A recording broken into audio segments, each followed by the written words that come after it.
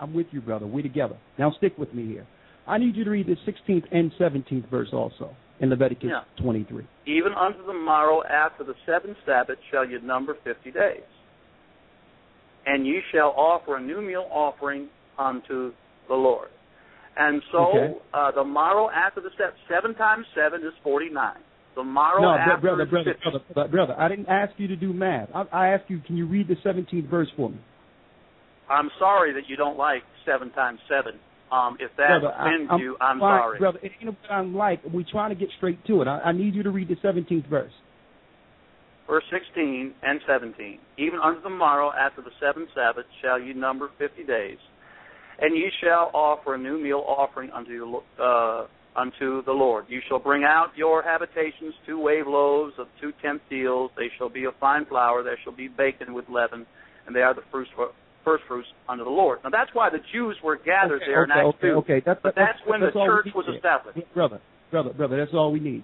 So let's make this clear. Even before the New Testament, they had to do this law for what we would call the holy day, first fruits. Is that correct?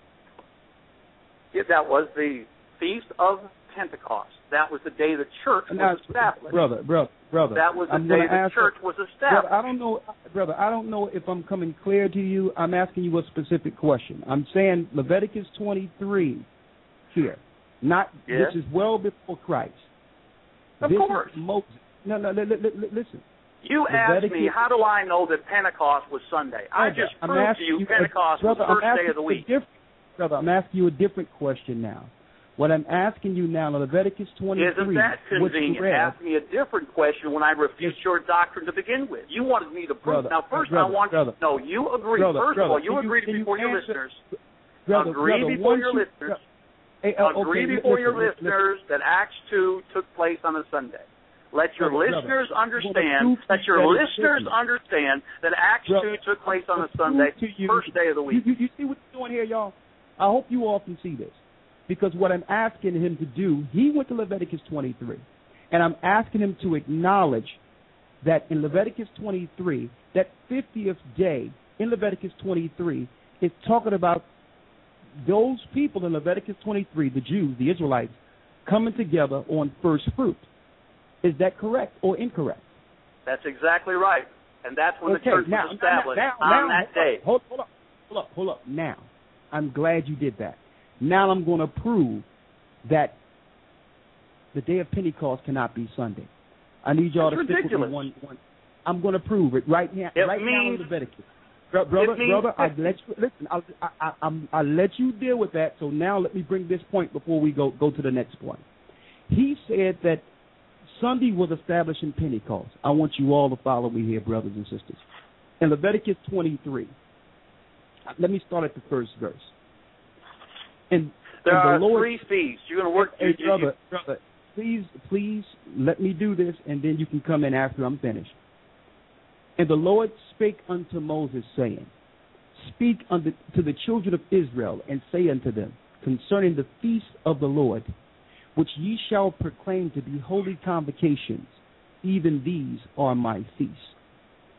6 days shall work be done, but the 7th day is the Sabbath of rest, and holy convocation, and you shall do no work therein.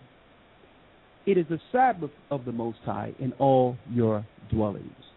These are the feasts of the Most High, even holy convocations, which ye shall proclaim in their seasons. In the 14th day, the first month at even, is the Lord's Passover. Now, I want y'all to really understand this, brothers and sisters, why I'm bringing this forth. In the 14th day of the first month at even is the first Passover. So you must first count for a month from a new moon.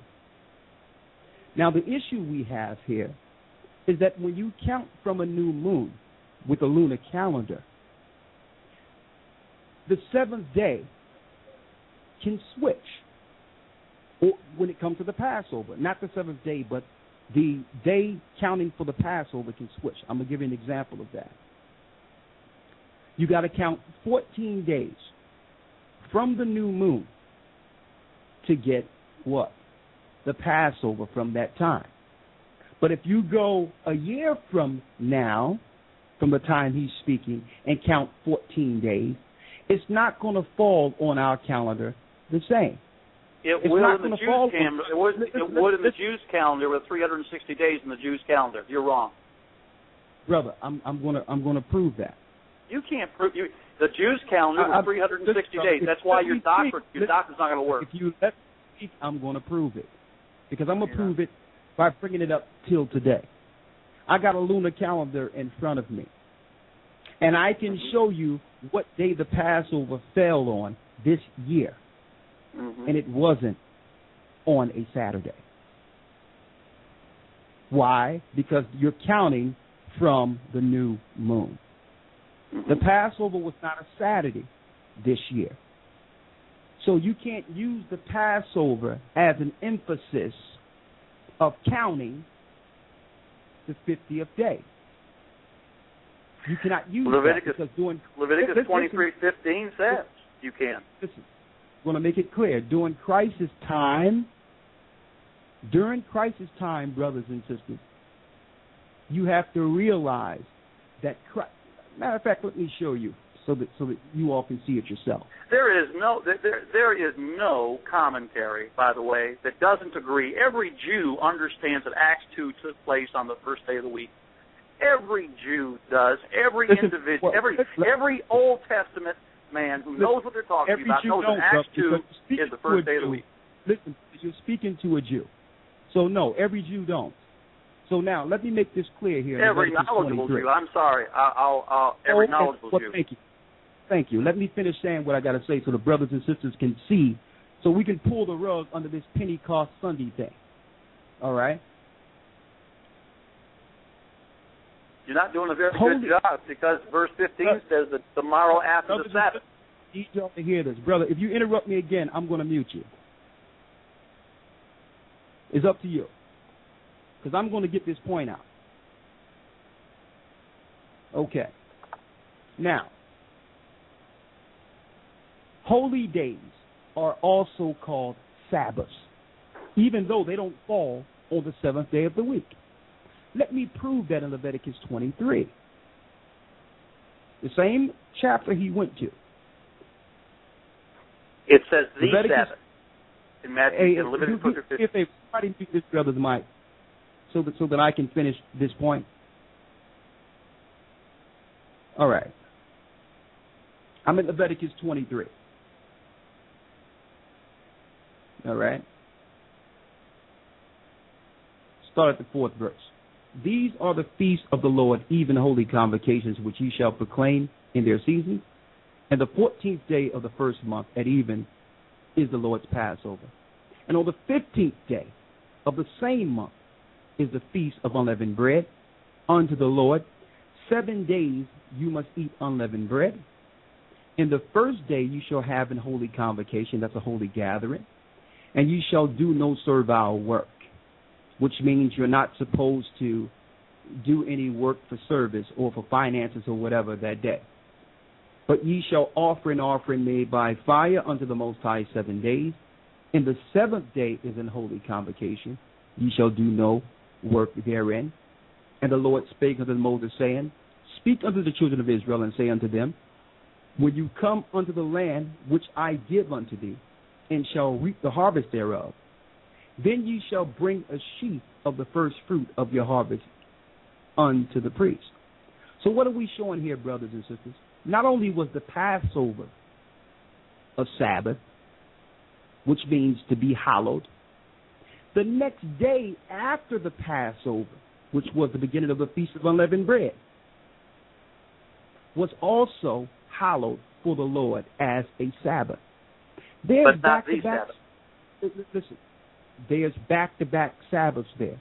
And what we are establishing here, for brothers and sisters who can know that, every 7 days are not the only days that are called Sabbaths. Holy days are called Sabbaths also. And when you look at a lunar calendar, you cannot get 7 evenly into a lunar calendar so that when Christ came on the scene, that it would fall on that the Passover would fall on the Sabbath. A matter of fact, brothers and sisters, I got a key point here. I got a point that I have to make.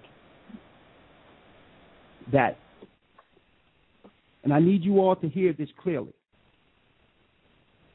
Christ himself did not do away with the law. That's number one. I wanted to make that point. The second point I wanted to make is that when Christ did rise, it was before the first day of the week. And I'm going to prove that. I'm going to prove it.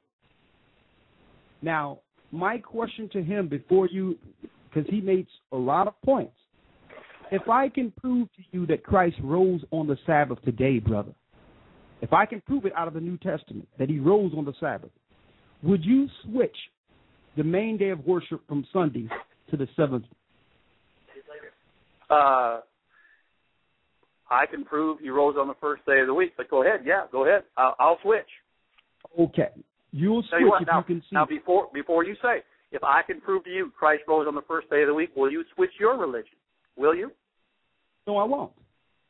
You won't switch your religion, even if Christ rose on the first day of the week. I won't switch it because there's no place to tell us to switch God's holy day based on when Christ rose from the grave. Luke chapter 24 teaches that Jesus rose on the day, and he was proven to be the Son of God on that day. Listen, I understand what you're saying, but I'm going to go to the scriptures to prove that he rose on the Sabbath. So if he rose on the Sabbath day, based on the fact that the Christian religion, pagans switched it in the 4th century from the Sabbath to Sunday. We didn't do that. So I'm not going to switch our holy day based on that. You understand? Mm-hmm. You're going to have, when I show you in the New Testament, then you would have to make a choice whether or not, based on the reason you do it Sunday. If you found out it's a Sabbath, then you would change it based on your own ideology. Let me prove that he rose on a Sabbath. Mm-hmm. All right? Go ahead. I'm going right now. One moment here. Let me get here. Because I have two scriptures for you, okay? Okay. And if we can prove, now I want to make this clear for the brothers and sisters out there. All right? Uh-huh. I'm in Mark 15th chapter. You with me? Uh-huh. Right. Mark 15. Uh-huh. I'm at 37th verse. And Jesus cried with a loud voice and gave up the ghost. You with that? And the veil of the temple rent in twain from the top to the bottom. And when the centurion, which stood over against him, saw that he cried out, gave up the ghost, and said, truly this man was the Son of the Most High. And when the centurion which stood over against him saw that he so cried out and gave up the ghost, he said, truly this man was the Son of God. There were also women looking on afar off, among whom was Mary Magdalene and Mary, the mother of James. Right? Mm-hmm. Now, when you go down to the 41st verse, who also when he was in Galilee, followed him and ministered unto him, and many other women which came up with him unto Jerusalem. And now, when the even was come, because it was the preparation, that is, the day before the Sabbath, Joseph of Arimathea, an honorable counselor, which also waited for the kingdom of God, came, went in boldly unto Pilate, and craved the body of Jesus. And Pilate marveled if he was already dead, and called unto him the centurion. And he asked him whether he had been any while dead. And when he knew it of the centurion, he gave the body to Joseph. And when he brought the fine linen and took him down and wrapped him in the linen, he laid him in sepulchre, which was hewn out of rock, and rolled a stone upon the door of the sepulchre.